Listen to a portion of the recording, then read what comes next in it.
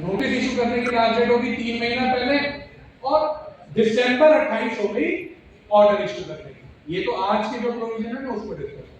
और अगर यही इशू 74 का होता तो 6 महीना पहले नोटिस इशू करना है जून 2030 और इसकी क्लोजिंग होती दिसंबर 2030। ये वो चीज है जो अभी तक सेम है। मतलब अगर 74 ए नहीं आता तो ये ऑलरेडी हम 6 साल से यही चीज करके चल रहे हैं।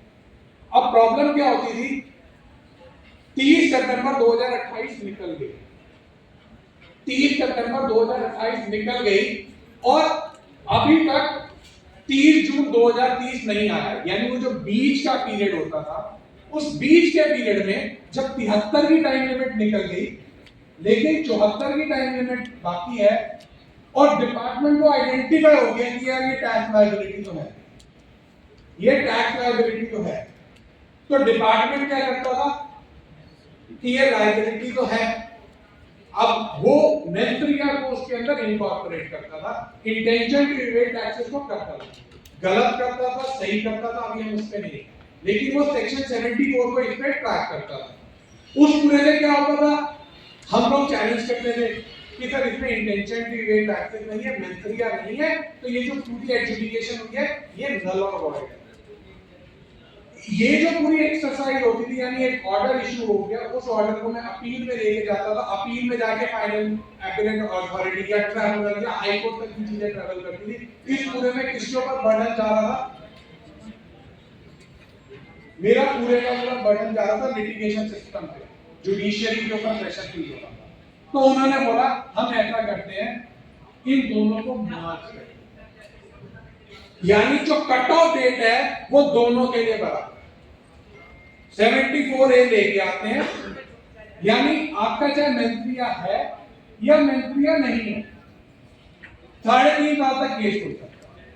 अब खुलने के बाद हम ये देखेंगे मेंथरिया है तो कितनी पेनल्टी लगेगी, मेंथरिया नहीं है तो कितनी पेनल्टी लगेगी। लेकिन अब ये मैटर डिस्प्यूट में नहीं जाएंगे कि सर ये तो केस ही टाइम पार हो चुका है।